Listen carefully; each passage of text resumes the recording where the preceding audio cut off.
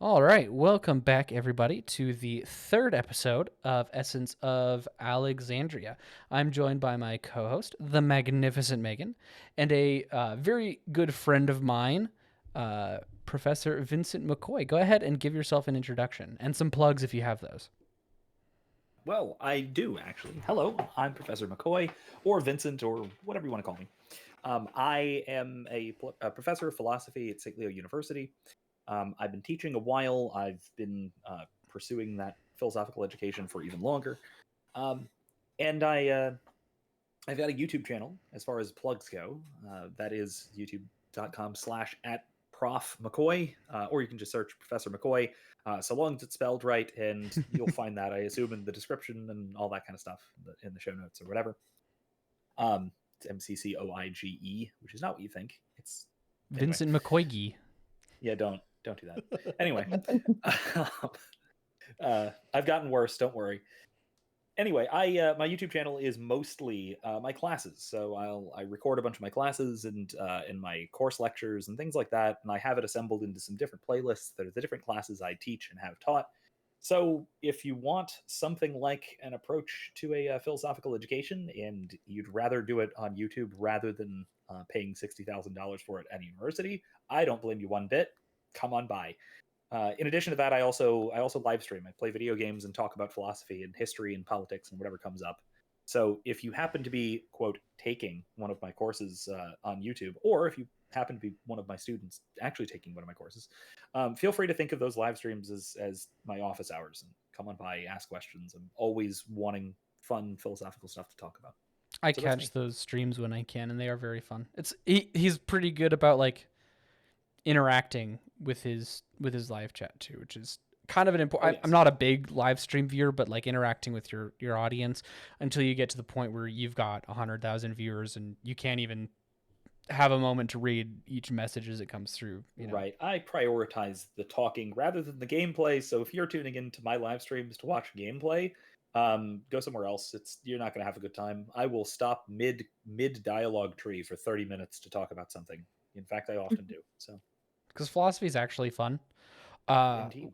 which leads us to the topics for today. So we actually have a little bit. We've almost three. It's more like 2.5. My best friend, listening to the first two episodes of Essence of Alexandria, stopped me while I was hanging out with him watching Transformers 2007, which is a movie that holds up exceptionally well and has aged like fine wine. And he's like, I really liked your episodes. I wish in your first one you'd explained why the title Essence of Alexandria. So I'm gonna explain that, and then we've got some thoughts I have on Genesis 3 and the fall of man and just how that impacts. I'm kind of springing this on both Vincent, although I'm really glad he's here because he's a professor of philosophy, and my co-host Megan. Kind of springing this one on them, but it's like this kind of thing that I gleamed from Genesis just impacts so much of how I view the world now. Like to the point where sometimes I feel like I'm a crazy person that's going crazy. But yes, Essence of Alexandria. Where does the podcast name come from? In episode 3, we're super professional. Uh, so the idea of the podcast and even the logo that we have, that's just kind of, I know I upload these on video platforms and all it is just the still image of our logo, but that was actually put together by Megan because she had an idea. She was like, I really like philosophy and theology and like thinking, and I think this stuff should be accessible to normal people who are just like going about their daily lives. So she put all that together, and then it was kind of like mostly her project as the lead. And then she wanted me involved, and then just real life happened, and it we weren't able to really pursue it the way we wanted. And then fast forward, how long has it been? Like a year, Megan? How long has it actually been? Probably closer to 2 years than it Two actually years. is. Than a year. Oof. Yeah. Anyway, uh, I finally managed to deal with some of my own anxieties about being a content creator, which is something I've always wanted to do. And I was like, you know what? I want to do a podcast again but I'm not good at working solo. I'm a better conversationalist than I am a monologuer, so I need a co-host. So I reached back out to Megan. I was like, hey, Megan, I would like to do a show. And I had another name, but we already had the Essence of Alexandria logo put together, and it was her and I's thing originally. So I was like, hey, let's revive that. So here we are. It's revived. And that's kind of the story of the title of Essence of Alexandria with the tag line Knowledge and Truth, which is a really, really cool tagline. I know that so far all of our episodes have been philosophy and theology, or philosophy and faith, or politics and faith, and that will remain largely the case, but I promise we will do some non-political and theological faith and philosophy stuff down the road. So there you go. That's the story of Essence of Alexandria. Now my best friend who's listening to this tomorrow will be like, oh yeah, it's so exciting. Love the backstory. It's so Yeah, interesting. I know this should have been done episode 1, but here we are. It definitely should have. It's okay. We're we are both adults with full-time jobs to some extent. I know, Megan, you're a mom. I have a crazy work life right now. So this is a very fly by the seat of our pants podcast, and that's what makes it special. Oh yeah. I find it very special. So special that I for one would not dock your professionalism, just given that the hardest part of starting a podcast is, or anything really, is actually starting it. So if you start it and then eventually you realize that you needed to do something when you started it, well, do it now rather than not. It's a very charitable thing to say. I was literally about to make a short bus joke. What is it? I recently saw a quote that said that, when you put off something, when you procrastinate, it's you telling God who's telling you to do something today that you'll do it tomorrow. I recently saw that for some reason. You saying that actually brought it up, and I think that's why when John reached back out, it was really great, because I was like, yeah, I feel like I've been pushed to do content creation, but I've had imposter syndrome for a long time. And I think it was fortuitous timing.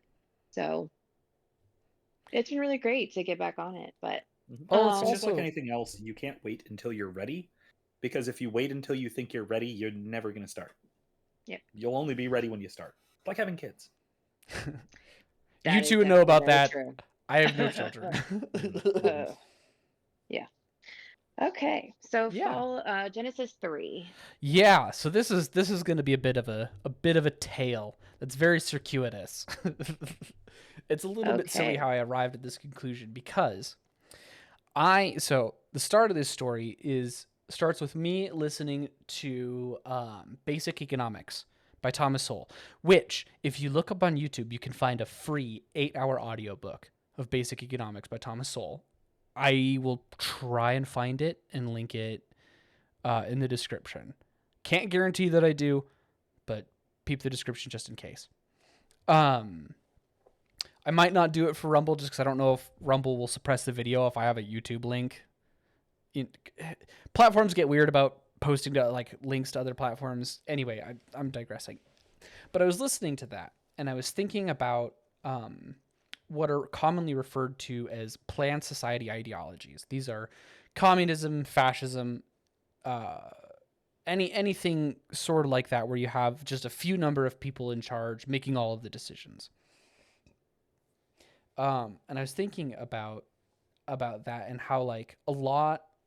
Well, so Sowell was citing Soviet economists, and he was saying they're encountering problems X, Y, and Z, how they couldn't anticipate all of these different problems and unintended consequences of the policies they were dictating to, just like the Soviet farmer, the Soviet iron worker, so on and so forth.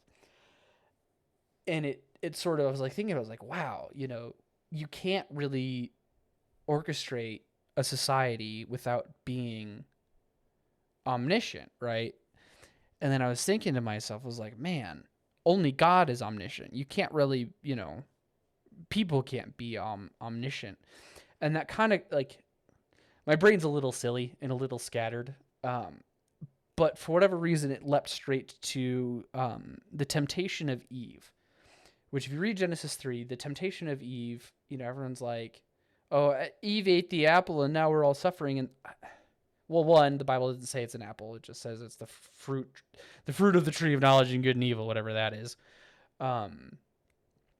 But the actual temptation of Eve is, if you eat of this fruit, you will be like God.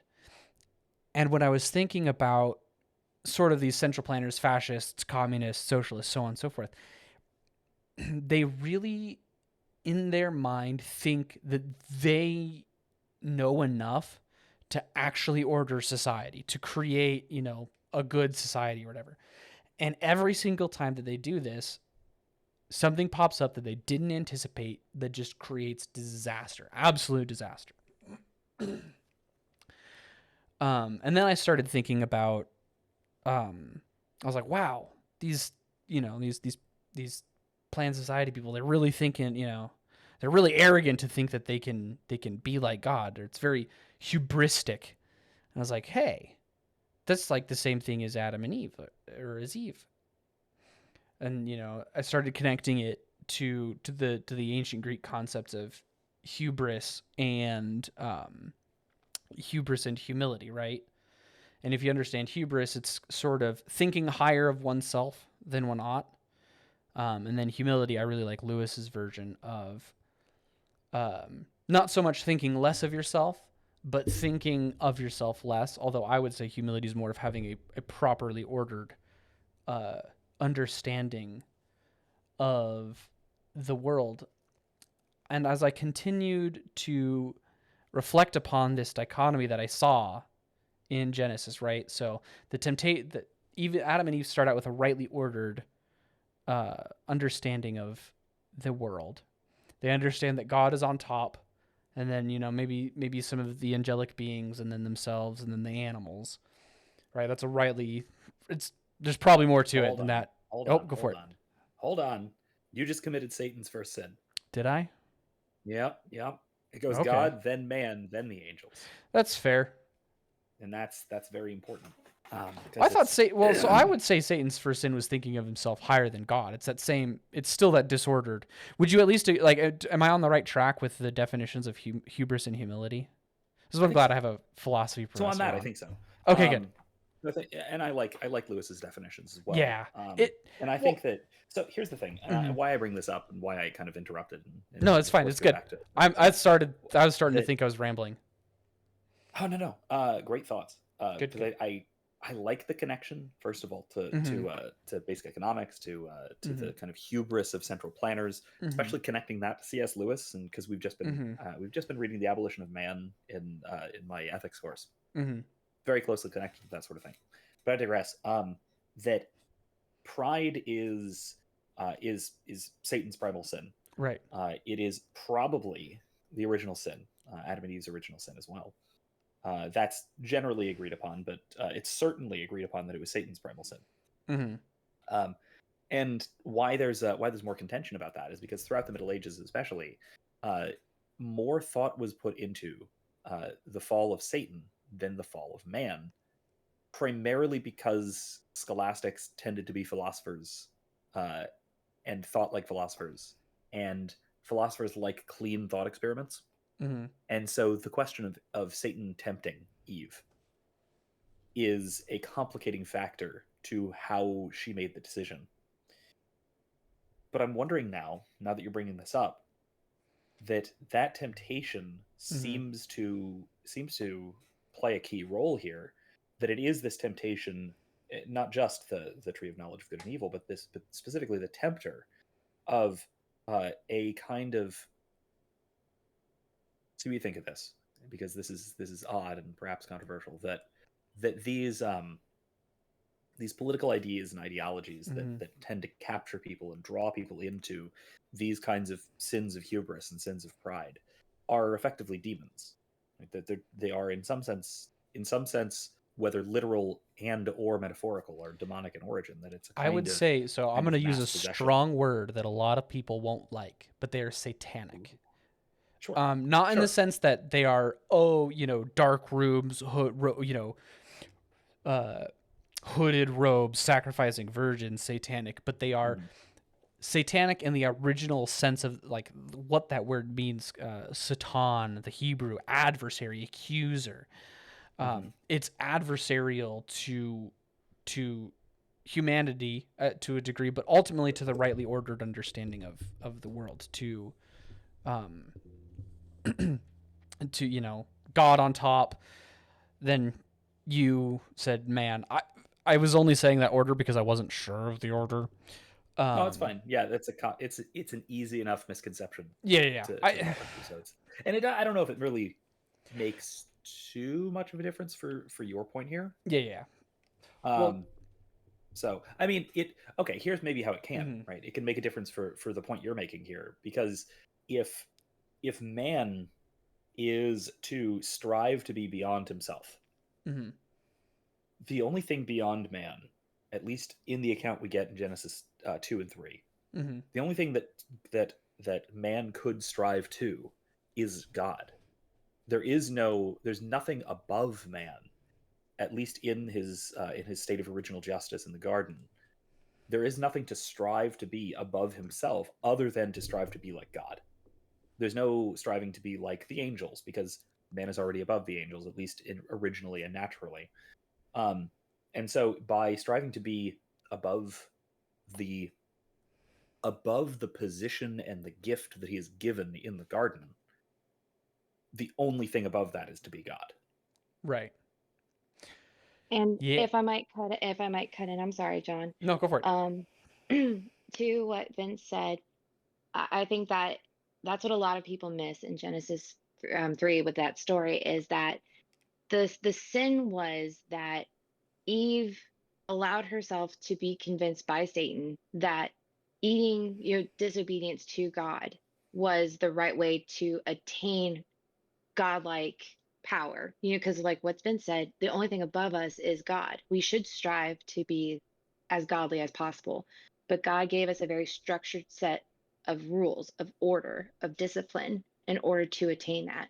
And that was where the self-exaltation, the pride, which is, I agree, I think the original sin was pride.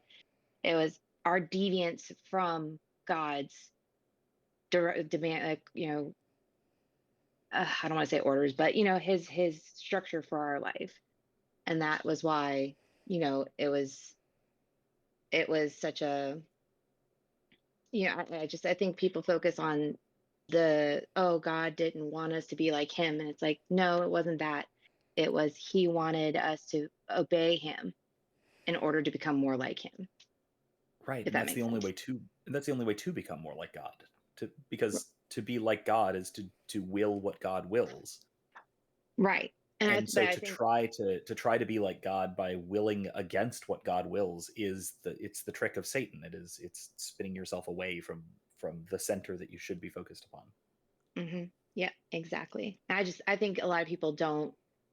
I think a lot of the atheists and agnostics that I've spoken to, their main thing is, oh, God wants us to be his servants, his underlings. He just wants us to be obey him to keep us in our place. And it's like, no, he wants us to obey him so that we can grow. And they miss that part completely, which is why it's sad, because it's right here for everyone to see.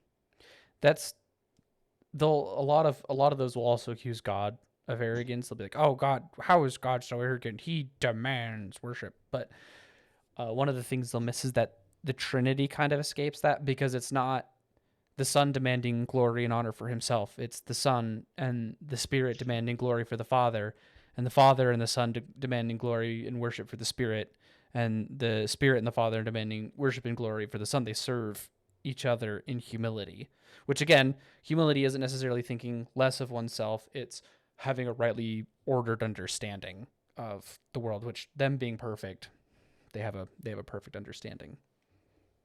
Right. And I think going back to your initial point about the sort of social hubris, that these people are so often will criticize God for effectively for being God, right? For in their minds for knowing everything, or for thinking that he has this power and authority, which of course he does. But they see this as hubris because their framework is purely human.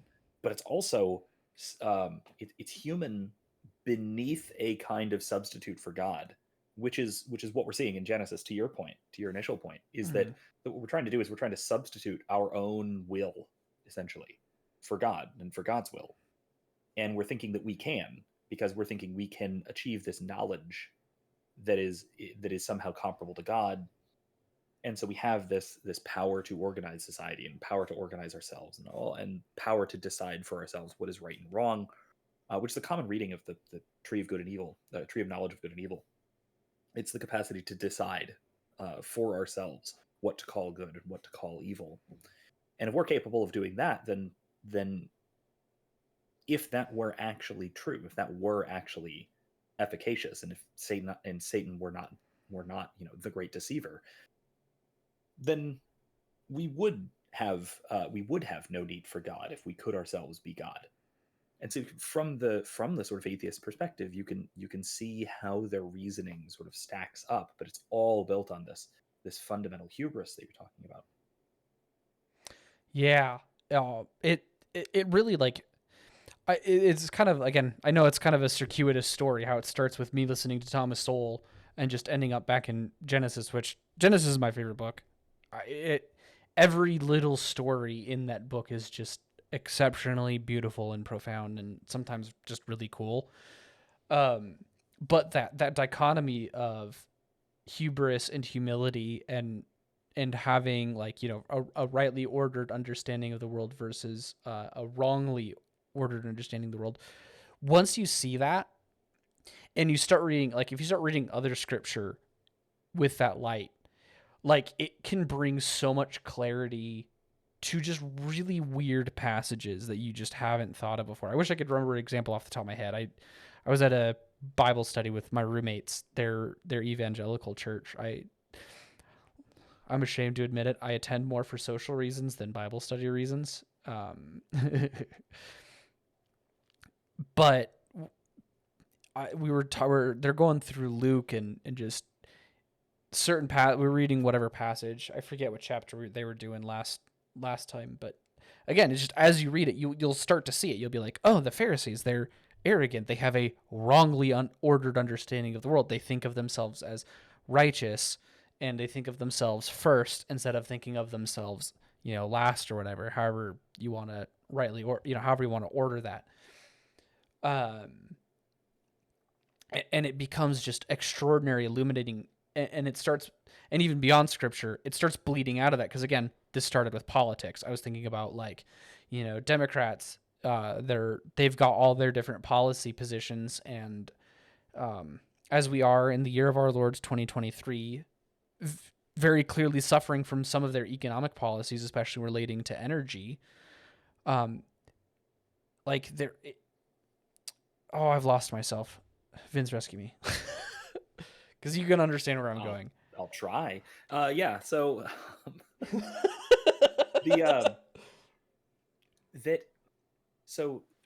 the idea of the hubris of, say, these economic policies, or not even just economic policies, mind you. Yes, you're reading Thomas Sowell, and yes, it's economics is what sort of brought you to the idea, but this is a problem common to a lot of political thinking, especially of the use of the political means of achieving ends, or broadly speaking, of organizing society. It's thinking that not only do my ideas deserve to be implemented universally, but that in order to do so, I would be justified in suppressing dissent, because that's what politics is. It's the suppression of dissent, right? And so and that's the idea that my ideas, my human little ideas, are sufficiently wise to the point of omniscience, such that any disagreement constitutes an act of injustice, such that retribution against it is justified. That's the height of hubris. And thinking that my silly little energy policy, my Green New Deal, or whatever, is so obviously correct that anybody who disagrees and ultimately votes against it and loses needs to have my idea forced upon them, because mine is so obviously correct, is basically just an appeal to omniscience. Yeah. But it even bleeds into media too. Like I'm reading Lord of the Rings right now, and like this is probably intentional by Tolkien because he's way smarter than me, and I guarantee you this observation that I've had about Genesis and the hubris humility dichotomy is not original to me. I'm pretty sure it's all over ancient Greek literature. But it's in like media, and like you can look at various characters and just you'll see it there too. I was watching HBO's Rome, which is really funny because this is also like concurrent with the women asking their men how often they think about the Roman Empire meme. There's a fictional character they created called Lucius Vorenus, and he's humble in the way that, not in the way that like we kind of think of a humble disposition where you go, oh, you're so cool, and you go, oh, thank you, but you know, and you kind of like try to downplay it. He's humble in the way that he thinks about he doesn't think about himself first. He thinks about the role, you know, his superiors. So Julius Caesar, this character Lucius Vorenus is a centurion in the 13th Legion. And then once he's done with military life, it's serving Rome as an empire, but also his family first. He still does it through a disordered lens because he's, you know, Roman pagan. But like you can see how the character operates, and he's just a really good character, and I highly recommend you all watch Rome, just not with children present. It can be a little gratuitous at times.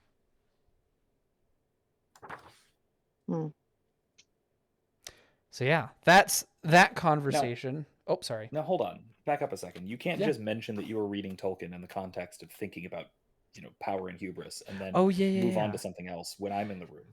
That's true. That is rude. Tolkien's let's brilliant. back up a second. Yeah, Sauron. Sauron's hubris. Okay. Yeah. Like that's how he's not actually defeated by, I mean, to a degree he's defeated by the virtue and the humility of Frodo. You know, Frodo as a character is very humble. Again, he doesn't take upon the ring for the quest of the ring for glory. He does it because like he has to for the Shire. He's taking up his cross. It's the priestly role of Christ. Yeah. You know what? Okay, wait, hold on. Go for it. I am going to do something unthinkable in the context of Tolkien and the internet. I'm going to praise something about the Rings of Power. Oh my gosh, I'm excited for this. I'm going to be real with you. I didn't watch it. I didn't either. So I have a video about it because I know enough about it, and I watched relevant scenes. But this is about one of those relevant scenes, which was overall terrible, absolutely bad in many ways. Link in the show notes to my Rings of Power video. You'll find. Yeah, I will. So remind me, because okay. So this one, the Rings of Power video is about call them interracial relationships in Tolkien's Legendarium, but interracial not meaning like our world. I mean interracial like meaning dwarves, elves, and humans. Elves, men, and Maya. Specifically. Oh, Maya! What did they do to the lore? What did they do to the precious lore? There is no. There is one canonical relationship between an elf and a Maya. Oh, okay, that's fair. The Silmarillion, and there is also one attempted relationship between an elf and a Maya in the Rings of Power. And this scene is the scene I'm thinking of is about that, and that's why it's bad. That's why it's a bad scene. But one thing they get absolutely right is when Sauron is talking about how he had repented of his evil actions serving Morgoth, and how he wants to help to rebuild Middle Earth and restore the destruction that Morgoth had visited upon Middle Earth. And Galadriel asks, or you know, quote Galadriel asks, "Girl boss Ladriel." Yes, that's the most forced joke ever. I'm so sorry. Yeah, whatever. But you know, that character. She asks, "Do you mean to say? I forget if it's save or help or rebuild Middle Earth, or to rule it?" And he basically says that he sees no difference. which is absolutely Sauron's motivation. That is perfect. That is exactly the way that he sees the world, basically through his ring, which hadn't been crafted yet, but you get the point. Yeah, but do you see how I'm like, okay, so once I've seen this dichotomy, do you see how I'm going crazy? Because I will just be watching the most innocuous thing. I'll be like, wait, it's like the meme from Once Upon a Time in Hollywood where what's Leonardo DiCaprio goes whistles and snaps and it's like, oh, it's me, I'm on TV. It's like, for me, it's like, oh, look, it's the thing. I'm going crazy. Help me. I see it in everything. Yeah, but yeah, I love finding those little things that crop up everywhere like that. Mm-hmm. Yeah, well, I'm sorry for unleashing this one on you. No, it's a good one. Now I'm going to be seeing it, so thank you. You're welcome. It's my one contribution, and again, I don't believe this idea is original to me. It is the bedrock of like ancient Greek mythology and legendarium. Like that's the whole message, is like hubris is their greatest sin, and I don't think they explain it. I've only read the Iliad. I've only read the Iliad and the Odyssey, so I've not like. It's a big theme in those. It's a big theme in Virgil as well. If we're talking about Latin literature, so yeah, absolutely. I don't think. And I'll say as well. I mentioned the the scholastics obsessing over the fall of Satan. It's all over that too. It's very much the same thing. That the fall of Satan is about pride. It's about hubris. It's about turning away from God as a way of turning in upon himself. And so by rejecting God, he winds up losing what he had been given. And a lot of basically, to pick your favorite medieval philosopher, they have a treatise or a dialogue or something called De Casu Diaboli, on the fall of the devil, or on the fall of Satan, or titled in some way very similar to that.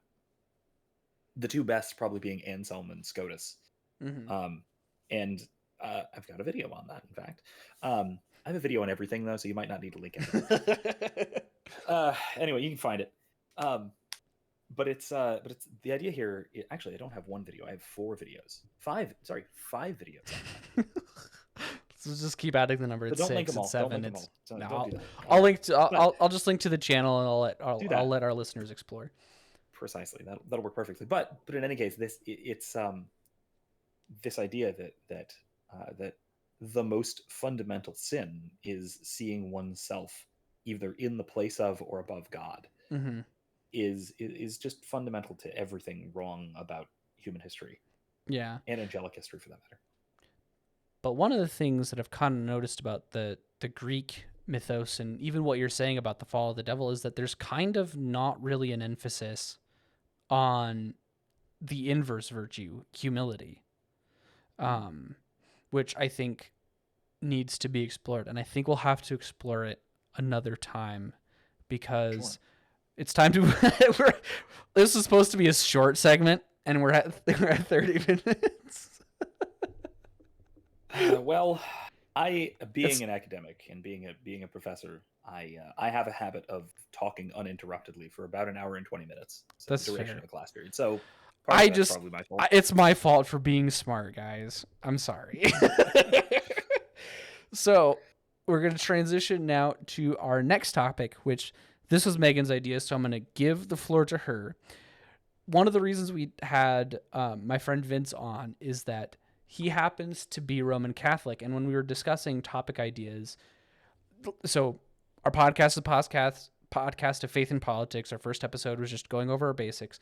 Our second episode basically ended up being only politics. So Megan and I were like, we need some faith topics. And I was like, Megan, what are you thinking about?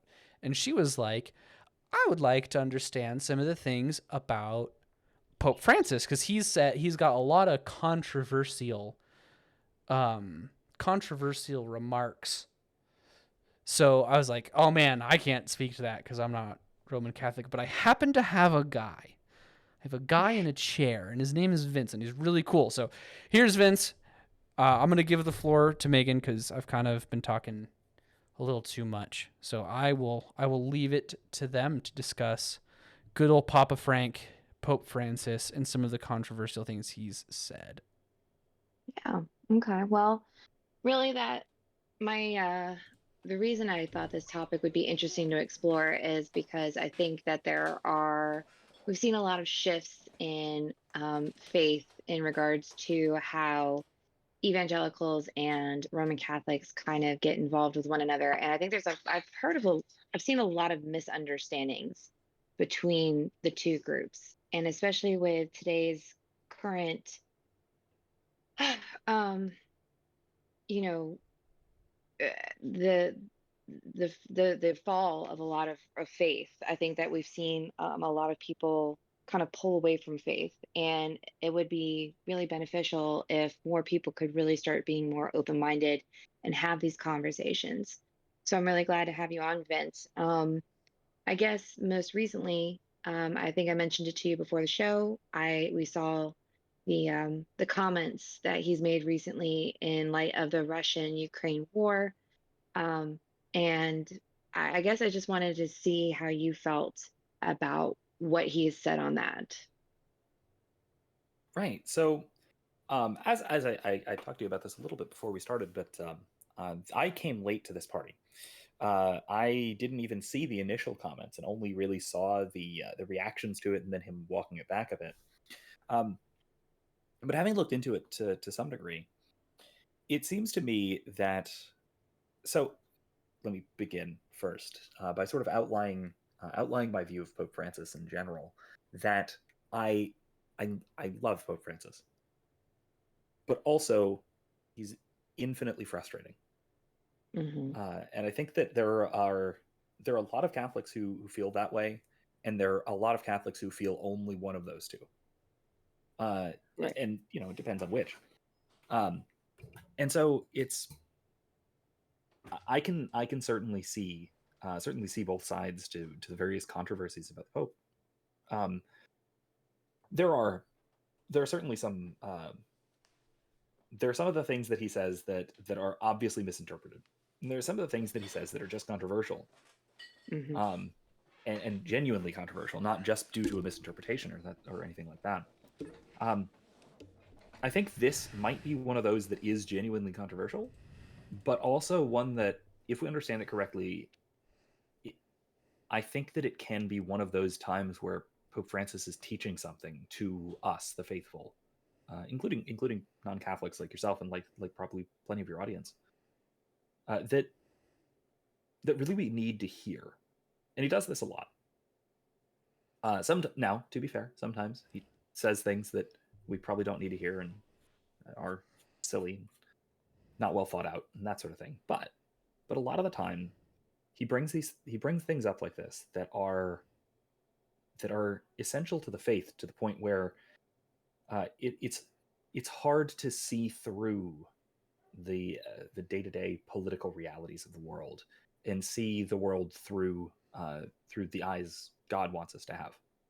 Mm-hmm. Okay, so the actual point. What are you saying?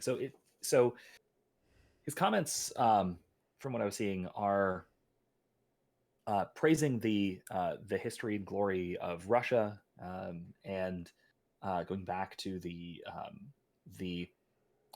what was it? The quote, "Enlightened empire of great culture and great humanity," all of which is true, right? I don't think that there's anything false about that. Russia has an incredibly long history that has been a significant seat of Christianity for a very long time. Some periods of history accepted, of course, with the Russian Revolution and the communism, all of that stuff. Um, but there's a great deal to admire culturally and historically about Russia, and there's a great deal to admire about the Russian people as a people, even despite the evils being perpetrated by their government and the evils of the war that's going on right now, and obviously all of that. And I think that what Pope Francis is trying to get across here is a reminder that the global villains of the week, whoever they might be, and whatever evils they might be committing, are not pure evil. That we're dealing with other human beings. We're not dealing with devils. We might be dealing with demonic influences, perhaps, but we are not dealing with pure evil. And that even the worst of folks need to be in our prayers. I mentioned this earlier before we started, but but it bears repeating that. So I will often attend a Benedictine mass at a Benedictine abbey, which is attached to my university, and the abbot there is a wonderful man. He's gregarious, he's outgoing, he's Latin American. He's in a lot of ways he's very much like Pope Francis, in a lot of his attitudes, and sometimes in some of his imprecisions of speech, he'll say things that are off the cuff and are not particularly well thought out, but also he says things that are so profound and loving that it strikes. It should strike to even. It should strike through even the hardest of hearts. And so when he offers his own prayers after we offer prayers together in liturgy, he always is sure to pray for not only the victims of violence throughout the world, but also the perpetrators, that they might be turned back to God, rather than for them to be killed, or rather than for their violence to be turned back upon them, but rather to give up their rebellion against God, and to give up the harms that they might inflict, so that they too can return to God's embrace. And I think that's the same sort of idea that Pope Francis is reminding us when he's praising Russia, or when he's encouraging us to pray for those Russians who have been killed in the conflict, even if the conflict was initiated by the Russian government. There are plenty of innocent people, even innocent soldiers, in any war, and even those who aren't innocent still deserve our prayers. And I think that's one of those things that I think Pope Francis does so very well. Is he reminds us of things that we have a hard time remembering just because of the difficulties of the world that we live in. Right. I guess I wish it had been phrased like that instead of what he had said, because it did come across as him almost subtly um, supporting imperialism. But I understand that, Oh, sure. he's older, and he has a lot going on, and I wish he had phrased it like you had. It would have been a If there's lot better. anything, that's true. If there's anything we can say about Pope Francis, is that almost everything he says, we can wish he phrased it a little bit better. Right. So that's one of my frustrations, I think. And I mean, to be fair, my abbot that I was just talking about, he'll often just lead off the whole thing I just said. That I put that comparatively well, I think. He will also sometimes just lead this off with, and let us also pray for the terrorists, and leave it at that. And so, but we know what he means. The monks know what he means. But I can see how, if you were just visiting the abbey and this was your first mass there, that would be rather jarring. Right. You definitely need a more it's not like more context clues, and you're not going to get that if you're only coming from the outside in. So I definitely understand that. But I guess the problem I have is that even with his recent comments about, and I mean, he's been very careful in regards to LGBTQ people, saying that there are rules when you come in, living a church, inside a church life. There's structure, and you have to abide by those rules. I guess, though, too, he does seem to have he does lean liberal, because from what I've heard, I might be mistaken, but from my research, it looked like he's had women in higher Vatican positions. Am I wrong on that, or no? So I'm not quite sure. as far as I know, there are some administrative positions, some importantly non-clerical positions that he has appointed women to. And I mean, I don't see a particular problem with that, any more than I see a problem with women taking political office or that sort of thing. Now, I might say I might have a problem with certain women taking political office, but just like I might have a problem with certain men taking political office as well. And the same might apply to women in liturgical offices, or in ecclesiastical offices, where it may be more appropriate to have a priest, or to have someone with the clerical standpoint, let's say.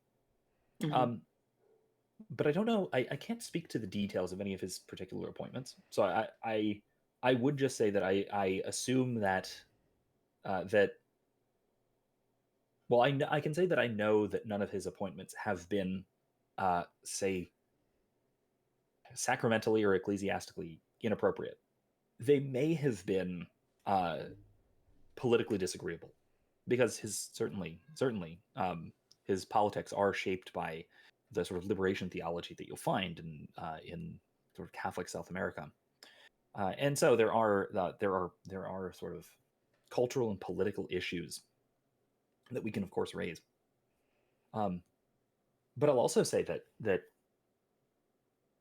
the Holy Father's ideas of sex and gender, whether that is having to do with the LGB part or the TQ part or whichever it might be, are just as orthodox as any pope who has ever come before. Far more orthodox than even a lot of maybe more dissident priests, the Father James Martins of the world, the German bishops of the world, that sort of thing. My go-to example of this is paragraph 56 of his first major encyclical, Amoris Laetitia, which talk about controversies. There were huge controversies surrounding Amoris Laetitia, surrounding communion for the divorced and remarried, who are sort of living in objective adultery, which we can get into that if you like at some point, but that's a topic for another podcast. It might have to be. It's hopefully a I can thing, get. so maybe another Hopefully time. I'll be big enough by then to get Mike Winger on, because he's got. Ooh. Well, him, and I would love to get him and a Catholic to get kind of all perspectives of the church, because I think Winger, his views would capture basically all Protestants. I don't know about Eastern Orthodox, but like it seems to be in line with at least Lutheran churches. I don't know about. I'm not super familiar with the Anglican view of divorce and remarriage, but it's Anglicanism. As I understand it, it's very similar to the Lutheran view. Yeah, that divorce. It's a tiny bit more permissible than Roman Catholicism. I don't know about Eastern Orthodox. They do their own thing. Yeah, oikonomia and all that. I think that, okay, so this might be me just being rude, because there are no I don't have any Orthodox brothers and sisters currently on the panel. And maybe I would be a little more polite if there were, but I have to say I respect. While I disagree, I still respect the Protestant position more so than the Orthodox position, because it is. I don't even know the Orthodox position. Consistent. Oh, you're allowed 3. What? That seems so arbitrary. It's okay. So it's not that simple. It is much more complicated. Okay. It is. There are some very careful stipulations to it, okay. and it's more that the systems in place get abused pretty regularly, rather than it being a grave issue. But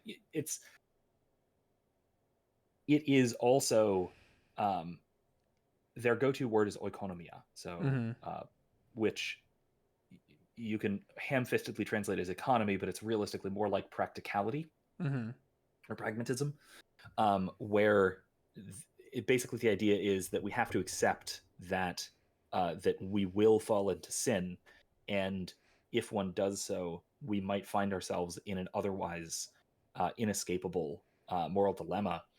And so there has to be some way provided to get out of that, and the way that they provide to get out of that is through a limited number and a limited circumstances for divorce. Okay, I can understand that. Yeah. Like anyway, it's more nuanced than you get 3, but right. But like I say, I respect the Protestant position more than I do. Anyway, the controversy of Pope Frank, Papa Frank, right? Not Pope Frank. I'm sorry, I've confused. Papa Francesco is perfectly appropriate, because it's just Italian. So anyway, there you go. In fact, the document I happen to be looking at right now, which is the official Vatican website's publication or English translation of Amoris Laetitia, is titled Papa Francesco, because the title's in Italian. Anyway, so this is paragraph 56 for anybody who wants to look at this. This is where he addresses specifically gender ideology, and I'm gonna jump around a little bit, but I want to quote some of this, because I think that this is first of all brilliantly put. And it's one of those things that that addresses the issue in a very firm way, in the sort of way that we wouldn't expect from at least the media's depiction of Pope Francis. So if I'm quoting too long, somebody stop me, and if we want to either examine something or want me to move on to something else, feel free. But he says, yet another challenge is posed by the various forms of an ideology of gender that, quote, denies the difference and reciprocity in nature of a man and a woman and envisages a society without sexual differences, thereby eliminating the anthropological basis of the family. This ideology leads to educational programs and legislative enactments that promote a personal identity and emotional intimacy radically separated from the biological difference between male and female. Skipping ahead, he says, it is to be emphasized that biological sex and the sociocultural role of sex, gender, can be distinguished but not separated. So my restatement of this is that gender is its own concept, but it supervenes on physical sex. That males are men and females are women, but those do technically mean different things. They refer to different things. He says, on the other hand, the technological revolution. This actually speaks to your point, by the way. Actually, I'll skip ahead a little bit. So the technological revolution in the field of human procreation has introduced the ability to manipulate the reproductive act, making it independent of the sexual relationship between a man and a woman. In this way, human life and parenthood have become modular and separate realities, subject mainly to the wishes of individuals and couples. It is one thing to understand, to be understanding of human weakness and the complexities of life, and another to accept ideologies that attempt to sunder what are inseparable aspects of reality. Let us not fall into the sin of trying to replace the creator. We are creatures, not omnipotent. Now we're just back at the beginning of the pod. Right? We're just at the beginning of the podcast again. Right, but he's pointing out that this LGBTQ or gender ideology is just a kind of hubris. It's a kind of attempt at defining ourselves in a way that God has not defined us, or in a way contrary to how God has defined us, and that applies to same-sex relationships. That applies to gender transition. That applies to this whole set of ideas that really only sprung up in the last couple hundred years and have gone crazy in the last few. So I think that that if you look into what he says, that he really does hold to he holds very solidly to an ancient and orthodox position, even when he says things that seem well, let me put it this way: when he says things that that pro LGBT people can point to as supportive. Well, it's usually just that he says his thing, and then a Catholic outlet will say Pope Francis says thing, but it's a slightly different phrasing, probably just because he says it in Latin or Spanish, and then it's being published in the United States in English, and then LGBTQ plus magazine published it and says Pope Francis thinks we're it's okay to be gay or whatever, and it's just the one everyone points to is when he said that. Let me see if I can get the quote right. It was something like that. So long as they are faithfully pursuing God, who am I to judge? And everyone quotes the latter half of that, who am I to judge? And by everyone, I mean James Martin. Father James Martin. Our non-Catholic audience is going to have no context for that. The only reason I do as a Protestant is because so many of my friends are Roman Catholic. Father James Martin is a fairly heterodox pro-LGBTQ priest who is very careful not to say anything strictly heretical. He's like very, very careful. But he implies things like there's no tomorrow. So that there's some context. He's also a Jesuit, for those of you to whom that is significant. And so is Pope Francis, by the way. He's also a Jesuit, for what it's worth. Not all Jesuits are bad, but a lot of the most heretical people are Jesuits. I think that you brought it back to the beginning, and I think that's a great way to kind of wrap this up. I'll just say that for my part, and I know that I've seen it expressed in quite a few different people, obviously mostly Protestants, is that I think we like Pope Francis when we read what he's written. Every time I've read what he's written, it's very concise, it's very scriptural, and I fully support it.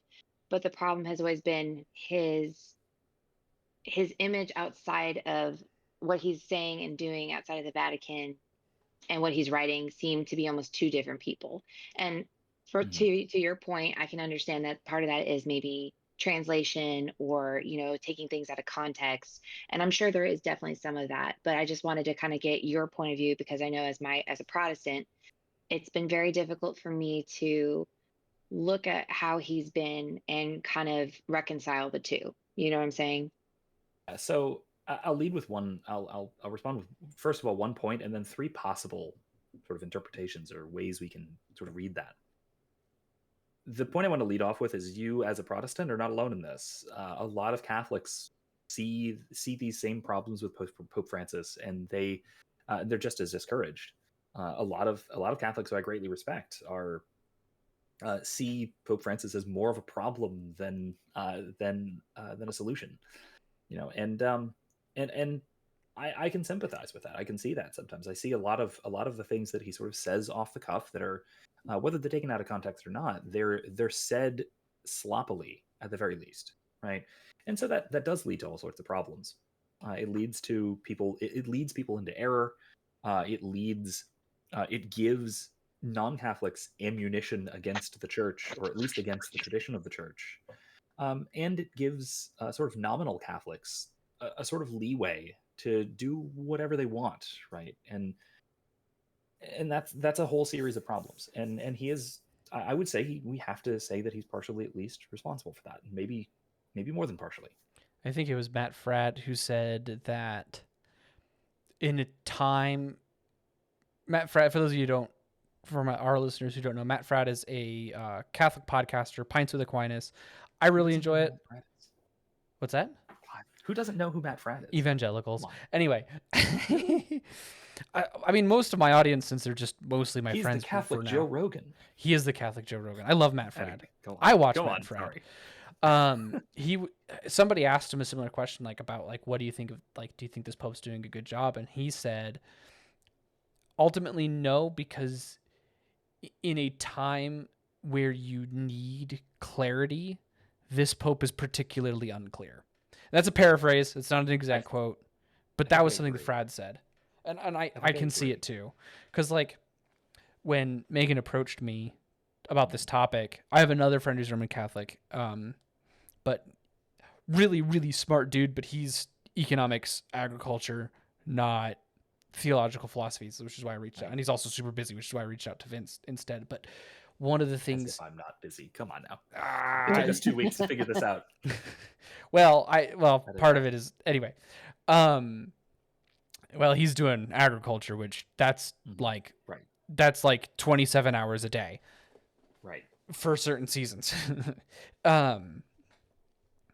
But one of the things he would always... Like, every time we'd be interacting just on our socials as friends...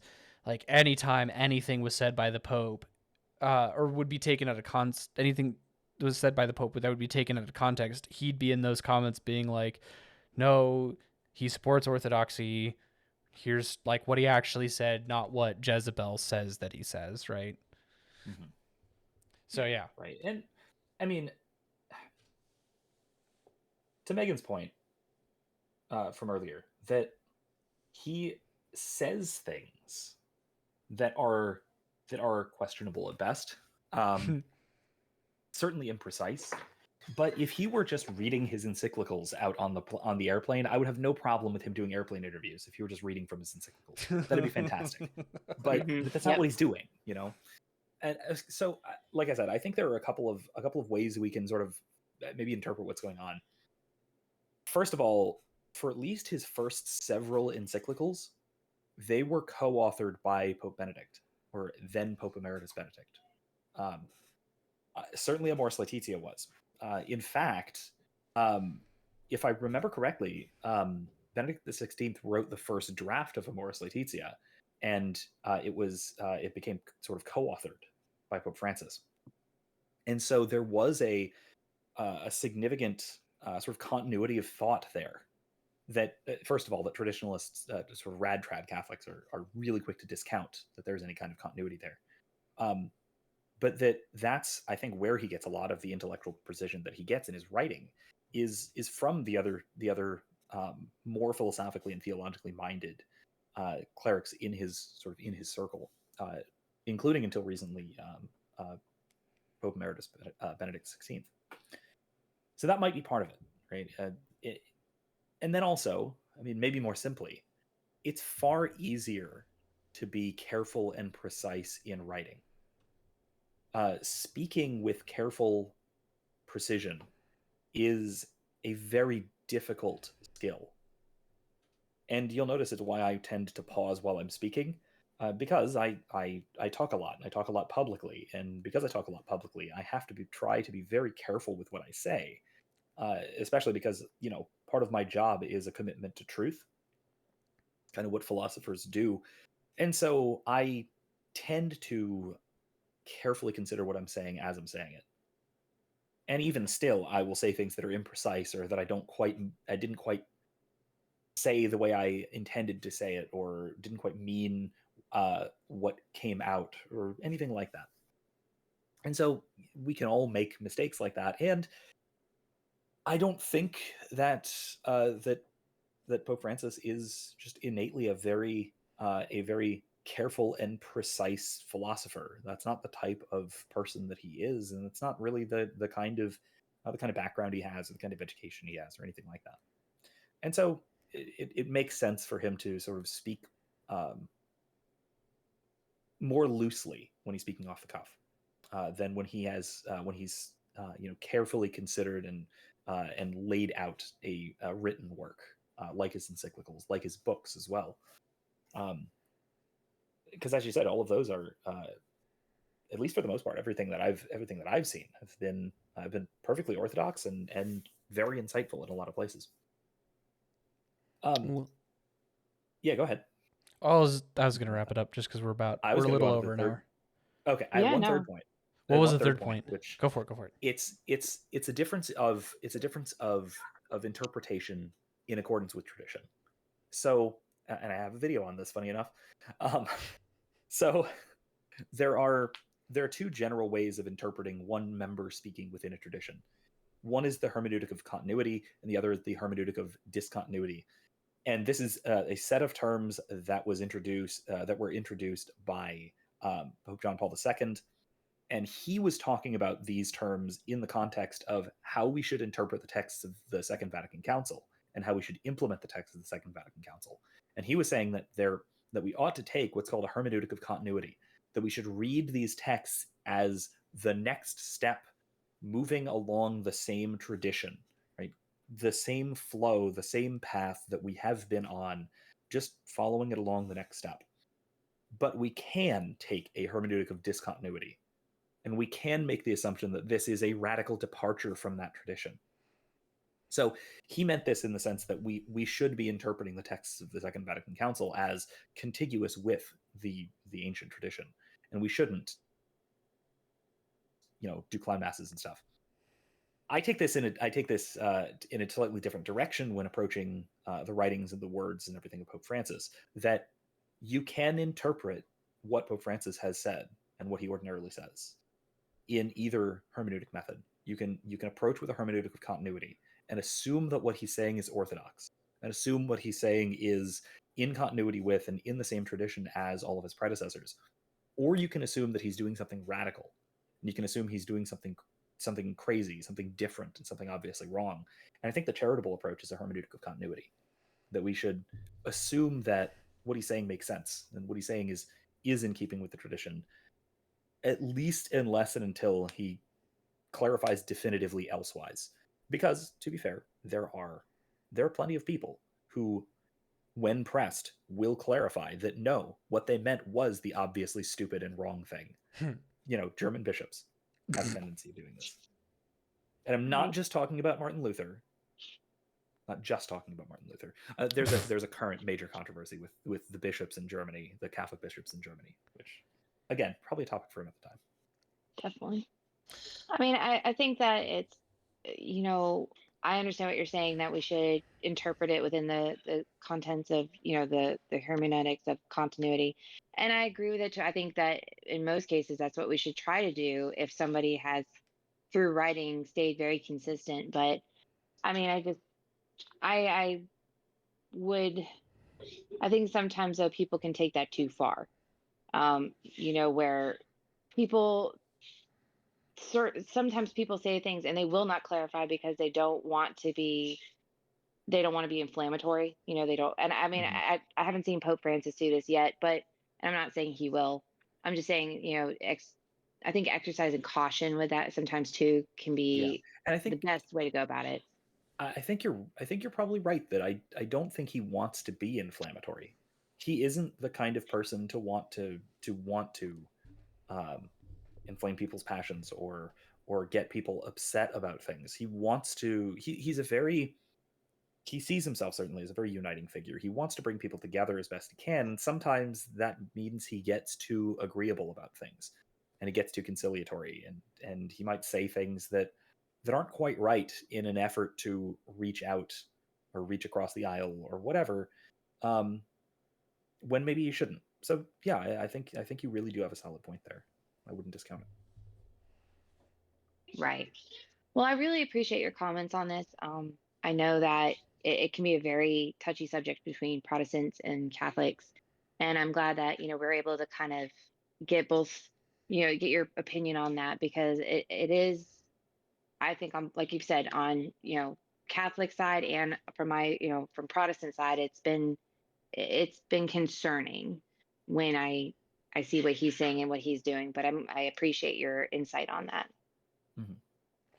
Yeah, no problem. I'm glad to lend a little moderation to the topic and not either go off the handle in the other direction, which is tempting. I will admit it's tempting to either just go as a Catholic to just go full in to try desperately to defend our beloved Pope against the calumny and slander of the Protestant menace or anything like that. But I can't do that because the concerns you're expressing are really legitimate. I think that a lot of what Pope Francis says is concerning and should be concerning, and certainly I wish he were more precise more of the time. Right. But I think that I do my best to sort of give the pious response of saying that what he's saying is probably correct, even if it doesn't sound like it. Okay. Underpinning Vince's note about what did you say, the hermeneutics of continuity? Continuity and discontinuity, yeah. Yeah. Well, more specifically, continuity. Underpinning that is the virtue of charity, which, if you understand more, I'm not sure if this is a unique vernacular or technical jargon to Roman Catholicism, but doesn't necessarily mean just like being nice and giving away things, but it means like just assuming the best of people. That context extends into like secular academia as okay, well. cool. Yeah, I didn't like understand it that way until I started talking to Roman Catholic. So that's kind of why I say that. Anyway, underpinning that is the virtue of charity. And I think it is very good to be as charitable as possible, but also, as Megan said, like just rein it in when it's appropriate. As possible. Yeah. Right. Yeah. I mean, obviously, like there's a point where you get to, where you're like, you're being so charitable to the point where your enemy runs a sword through your heart, and that's probably not a good idea. Unless it's martyrdom. Right. Yeah, fair enough. All right. Well, we've gone on much longer than intended, but it's been a wonderful podcast, and I hope it has blessed you all. Thank you so much, Vince, for coming on. Yeah, thanks for having me. Yeah, thank you so much, Megan, as always, for being my most exceptional co-host. Thank you to you guys, the wonderful listeners. I've been neglecting to do this, but for those of you that are watching on YouTube and Rumble, please like and subscribe and share with your friends, especially this one. I hope that, if you're Roman Catholic, this will probably be super useful for you, because it's like, oh, Pope's kind of, not very clear, and maybe this will help you in that way. If you're Protestant, obviously, going back to the virtue of charity, as much as, we're not subservient. I mean, that's the wrong word. As much as we're not like kosher with the doctrine of the supremacy of Rome that the Roman Catholics hold, it is good to understand these things rightly and not strawman our brothers and sisters in Rome. So thank you all so much for listening, and have a wonderful evening.